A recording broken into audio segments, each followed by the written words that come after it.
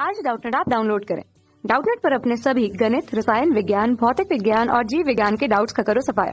बस प्रश्न की फोटो खींचो, एक ही प्रश्न को क्रॉप करो और तुरंत वीडियो सोल्यूशन पाओ। अभी डाउनलोड करें। हाय स्टूडेंट्स, सवाल हमें दिया गया है दो आवेशों के मध्य स्थिर विद्युत बल के कूलम के नियम को परिभाषित कीजिए तथा इसकी सीमाएं बताइए। इस नियम द्वारा इकाई आवेश की परिभाषित कीजिए। ठीक है, अब सबसे पहले देखते हैं दो आवेश के मान लेते हैं। दो आवेश है, एक है Q1, एक है Q2। ठीक है, दोनों के बीच में दूरी कितना है? R मान लेते हैं दोनों के बीच में दूरी है। तो कूलम का नियम कहता है कि इन दोनों आवेशों में जो प्रतिकर्षण या आकर्षण का बल होगा वो इन दोनों आवेशों के परिमाण के गुणनफल के समानुपाती होगा तथा इनके बीच के दूरी के वर्ग के व्युत्क्रमानुपाती होगा। ठीक है, तो इसका हम परिभाषा लिख लेते हैं। कूलॉम का नियम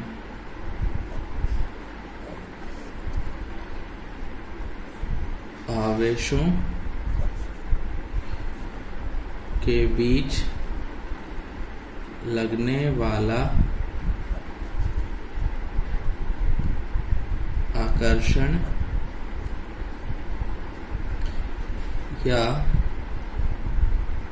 प्रतिकर्षण बल उनके परिमाण के समानुपाती तथा उनके दूरी के वर्ग के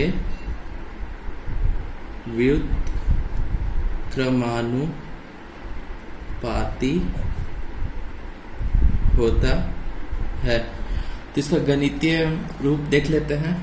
क्या बोला कि जो बल है F वो इन दोनों आवेश का गुणनफल के समानुपाती होगा और इसके दूरी के वर्ग के व्युत्क्रमानुपाती होता है। ठीक है,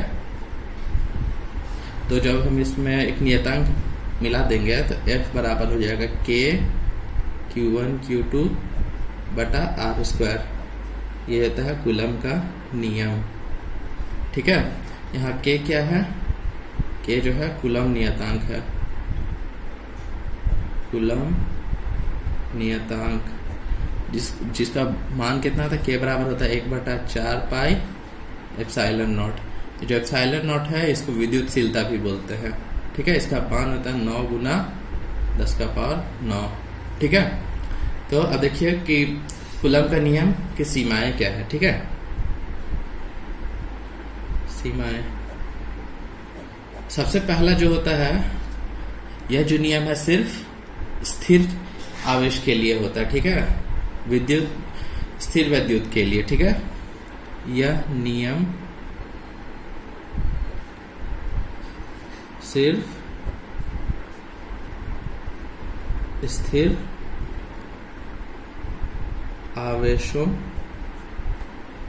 के लिए लागू होता है। ठीक है, और दूसरा क्या है? जो आवेश है Q1 Q2 इसका साइज बहुत छोटा होना चाहिए, इसका आकार। ठीक है, या बिंदु पॉइंट साइज यानी बिंदु के आकार का होना चाहिए, या बिंदु आवेश के लिए लागू होता है।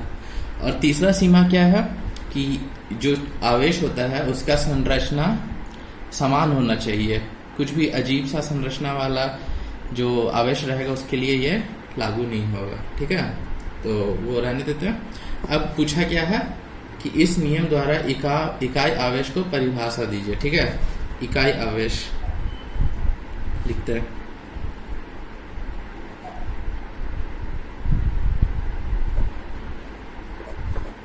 यानी मान लेते इकाई आवेश 1 कूलम है।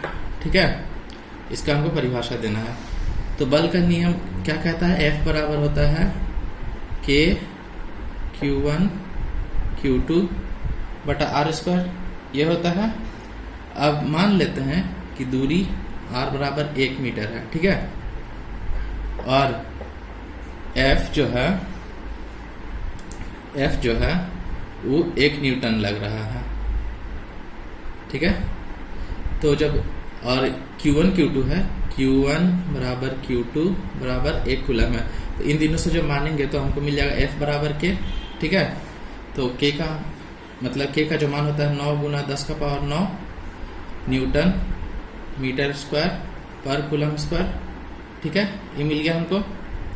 अब तो इससे हम लोग क्या परिभाषा निकाल सकते हैं, जो 1 कूलम होता है वो यदि निर्वात में 1 मीटर की दूरी पर रखा दो समान परिमाण का आवेश है, ठीक है, 1 कूलम, ठीक है, दोनों समान परिमाण का आवेश है, उन दो आवेशों के बीच 9 गुना 10 का पावर 9 न्यूटन का विद्युत बल जो होता है कार्य करता है, तो प्रत्येक आवेश 1 कूलम के बराबर होता है, ठीक है।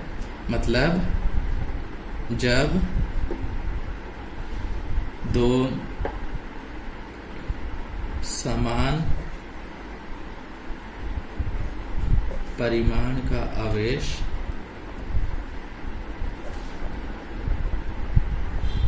निर्वात में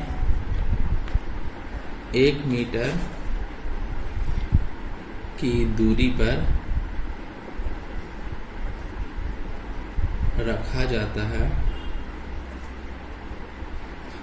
एक मीटर की दूरी पर रखा जाता है, और उनके बीच लगने वाला बल 9 गुना 10 का पावर 9 न्यूटन होता है, ठीक है, होता है। तो